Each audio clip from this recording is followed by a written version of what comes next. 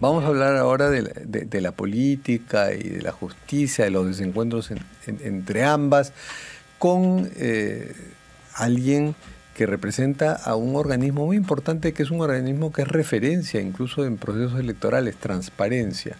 Él es su secretario ejecutivo y es un científico que analiza la sociedad, es un politólogo. Gracias por acompañarnos, Omar Aguapara. Un placer, Fernando.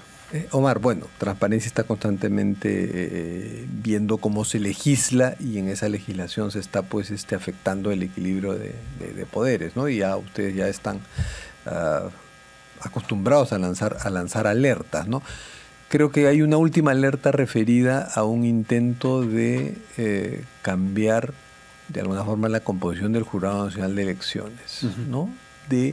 El Jurado Nacional de Elecciones tradicionalmente estaba dirigido por un juez supremo. Tenía que ser el pleno de la Sala Suprema, creo que son 20 jueces, eligen a quién lo va a hacer y lo acaban de elegir a un señor Burneo, sí, que va a reemplazar en unas semanas a Jorge Luis Salas Arenas.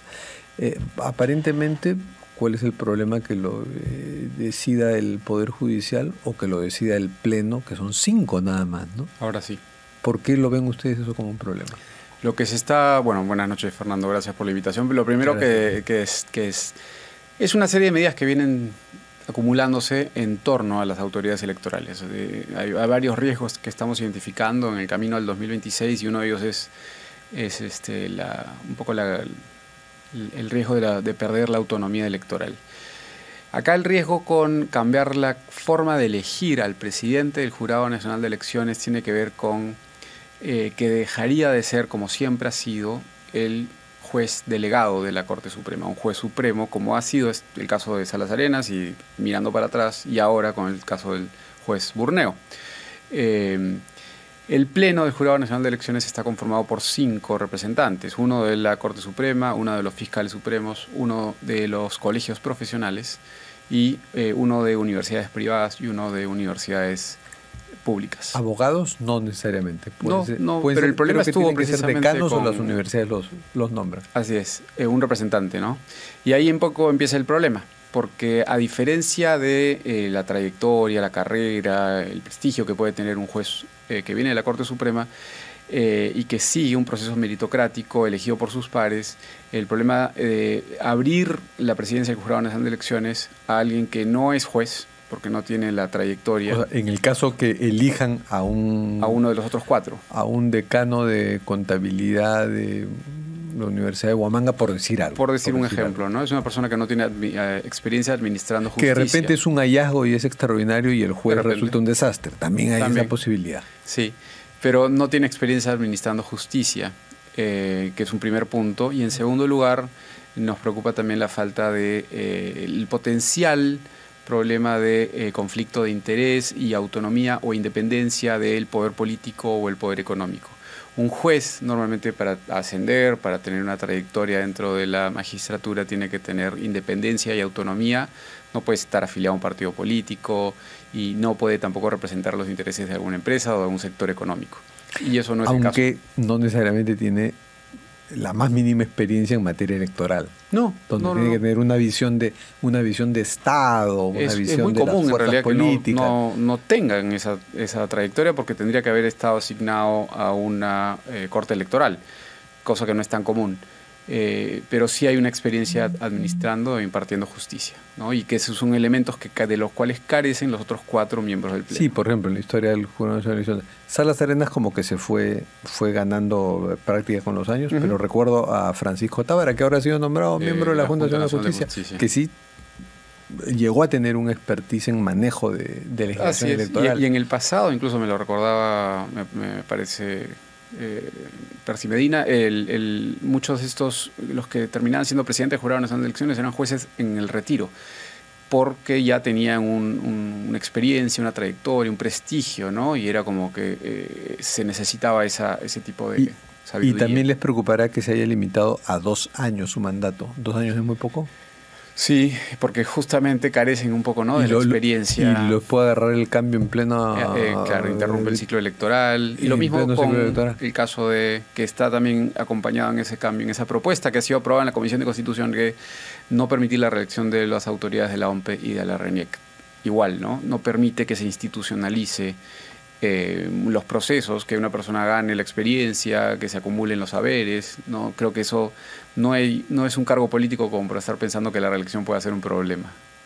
Pero en los cargos políticos la reelección no es necesariamente un problema. No, por ejemplo, tampoco. Transparencia está, pensando en la justificación. Transparencia está a favor de la reelección de congresistas. Por supuesto. Y como justificación, no necesariamente como... Y de gobernadores y alcaldes. Sí. Que eso no se ha aprobado finalmente. Todavía, ¿no? Está en cuarto intermedio, si no me equivoco, ¿no? Se quedó ahí pendiente con la eliminación de los movimientos. Claro, es que está atada a la eliminación de los movimientos regionales. Sí. Pero sí, nosotros hemos apoyado eso, creemos que la reelección fue un retroceso en las reformas que se aprobaron en el 2019, si no me equivoco, y creo que hay buena disposición para que, y creo que hay necesidad de que se revierta eso. Ahora, Transparencia no solo ve los ajustes y reformas constitucionales y cómo los poderes a través de sus actos o decisiones políticas o legislativas o haciendo justicia en el caso del Poder Judicial pueden afectar el equilibrio de poderes. También analizan el discurso, ¿no? del poder. Uh-huh. ¿Y qué pasa cuando vemos a alguien que dice que es vocero del despacho presidencial diciendo algo así como que quienes marchen durante la cumbre de APEC son traidores a la patria? Con preocupación, naturalmente, ¿no? Creo que ese discurso refleja las debilidades del gobierno y la preocupación que tiene frente a lo que son, por lo pronto, incipientes movilizaciones. Tampoco estamos hablando de movilizaciones masivas. En eventos como este es común, hay un famoso evento en Seattle de la Organización Mundial del Comercio, donde hubo una manifestación multitudinaria, creo que fue uno de los primeros casos en los años 90, y donde ha habido un APEC, incluso en Chile se tuvo que suspender hace unos años, se tuvo que renunciar a eso. No es por justificarlo, pero es parte de la democracia. Es parte del folclore de las cumbres. Sí, yo creo que sí. Las anticumbres, pues, ¿no? Son las anticumbres. Incluso ha habido lados que se han hecho anticumbres, ¿no? Claro, el famoso foro en Porto Alegre, creo que había un foro cuando se intentó sacar el ALCA, el Acuerdo de Libre Comercio de las Américas, surgió la oposición por parte de Chávez, Kirchner, ¿no? En el apogeo de la izquierda latinoamericana. Pero en cada cumbre va a haber siempre elementos de esa categoría, de esas protestas, manifestaciones. Creo que lo peor que pueden hacer es más bien echarle más leña, más gasolina, ¿no? Diciendo traición a la patria, claro, como tú dices, se le echa más gasolina. Es darle alimento, nutrir la posibilidad de convocatoria que puedan tener esas movilizaciones. Que creo que nadie va a observar viniendo de afuera como algo propio del Perú. Creo que es algo que cualquier delegación va a esperar, obviamente bajo estándares o bajo criterios democráticos y de no llegar a actos violentos, ¿no? O de interrupción del propio evento. Creo que eso es parte, como tú dices, del folclore. Y del otro extremo, de llegar a pensar que se puede acusar por traición a la patria o polemizar en torno a ello, creo que es peor. Alimenta más bien la expectativa en torno a ello, ¿no? Y a propósito de expectativa, ¿cómo está la expectativa de transparencia por lo que está pasando en la Comisión de Constitución? Que se está terminando de diseñar la bicameralidad, ¿no? Que ya está lo básico, ¿no? Ya sí. Vamos a tener 2 cámaras, una de 60, una de 130, que van a quedar, los actores congresistas se van a convertir en diputados. No hay ánimo de que crezca el Congreso. A los congresistas les asusta la posibilidad de que la gente creo que todavía la grilla popular les frustre la posibilidad de crecer. Sí, todavía está en desarrollo, ¿no? Se están justo debatiendo, entró en cuarto intermedio la última vez, el martes estuvo en la comisión. Claro, pero lo que ha motivado el cuarto intermedio de la discusión no ha sido el tamaño del Congreso, sino el tema de las alianzas. Y es un tema importante que quería tratar contigo, porque sé que Transparencia está con esta idea de los frentes presidenciales. Así es. Es una figura distinta a las alianzas que no existe ahora en nuestra legislación y que ustedes creen que podría, porque hay todavía un plazo donde se pueden aprobar y esa no necesitaría una reforma constitucional, sino una modificación de la ley de organizaciones políticas y de elecciones, porque involucra también temas de financiamiento, obviamente, pero no necesitas gran modificación a la norma o a las normas, no hay necesidad de reforma constitucional, y ahí creo que lo más interesante es ver lo que identificamos como una de las principales amenazas a la elección que viene, que es la atomización. Estamos camino a tener más de 40 partidos, hay 37 ya inscritos en el Jurado Nacional de Elecciones y hay creo que 19 en espera. Va a ser una elección imposible si vamos con más de 50, bueno, más de 40 o más de 30 ya es una locura, ya estamos ahí. Y hay formas de buscar reducir esa fragmentación. Una de ellas es precisamente la de los frentes. Este es un modelo que hemos observado en México, por ejemplo, en la última elección, donde salió elegida la presidenta Claudia Sheinbaum. Ella era de Morena. Del mismo partido Morena de AMLO. De López Obrador. Pero ella era la cabeza de un frente donde también estaban el Partido Verde y el Partido del Trabajo, que no presentaron candidato a la presidencia, pero sí plegaron su lista de parlamento a la locomotora de Sheinbaum. Claro, o sea, en realidad lo de los frentes presidenciales resolvería no el problema de la atomización de bancadas, porque la idea es que cada uno vaya con su lista. Igual compiten. Sino resolvería el problema de la gran demanda que hay entre los partidos nuevos de que yo quiero ir en mi lista, entonces los relajas, ya. Tengo espacio para mi lista, porque cuando varios se alían, hay una sola lista y queda poco espacio para los militantes. Tal cual, reduce los costos de transacción que son muy altos cuando hay que pelear por cada número en la lista. Lo dijiste en términos teóricos, ¿no? Los costos de transacción política. Sí, esa fricción que puede haber, la sacamos un poco, pero no solo eso, porque también pensamos que ya al haber un acercamiento en el momento preelectoral, también es importante ya pensar en el momento posterior a la elección, porque hay mucho de los problemas que tenemos es que los problemas realmente no empiezan un poco con la elección, pero después vienen con el tema de gobernar, ¿no? Y es muy difícil gobernar cuando no tienes una mayoría o un bloque o un tipo de soporte en el Congreso. Y es muy importante para la gobernabilidad pensar en el 28 de julio del 2026 en adelante, que por lo menos haya cierto consenso, diálogo, acuerdo, comunicación entre bancadas, que si fueron juntas a la carrera, de repente, por lo menos, hay posibilidad de que puedan estrechar de repente algún lazo y perseguir a un tipo de alianza. Ahora, en el Congreso se perciben como que dos posiciones claramente encontradas, ¿no? Los partidos que tienen bancadas más numerosas, que tienen una experiencia de haber saltado holgadamente la valla, no quieren facilidades para las alianzas, porque están acostumbrados a ir solos, como el fujimorismo. Keiko Fujimori siempre ha ido sola y siempre ha perdido sola también. Más bien los partidos más pequeños, los que han pasado la valla raspando, son los interesados en las alianzas. Podrían estar así. Pero ahora hay una pugna entre ellos y esa es la que ha determinado el cuarto intermedio. O sea, que se frustre la aprobación de un debate el día martes, de un dictamen el día martes. El propio, claro, y se continúa la discusión. Y es correcto, creo que hay un análisis de la coyuntura de los partidos grandes que dan por hecho que van a poder competir o van a tener esa holgura nuevamente en la próxima elección. Y eso habría que ponerlo, creo que entre algodones. Yo creo que las aprobaciones que estamos viendo hoy en la opinión pública por el status quo, por el establishment, por los partidos que están hoy representándonos en el Ejecutivo, en el Legislativo, sugeriría que esa valla de repente no está tan lejana, que pasar esa valla no va a ser una tarea tan sencilla.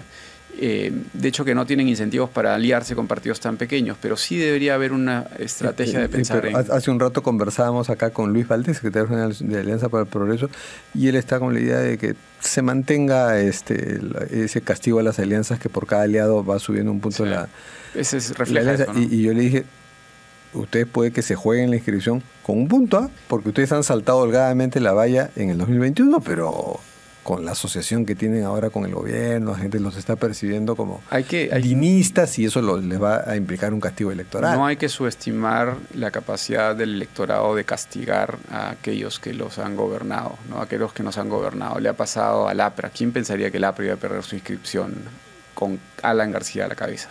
Y la perdió en el año 2016. Ollantumala sacó 1,5%. No la perdió con Alan García a la cabeza. No, perdón, la perdió después, sí. La perdió después. Pero igual, Alan García obtuvo un porcentaje...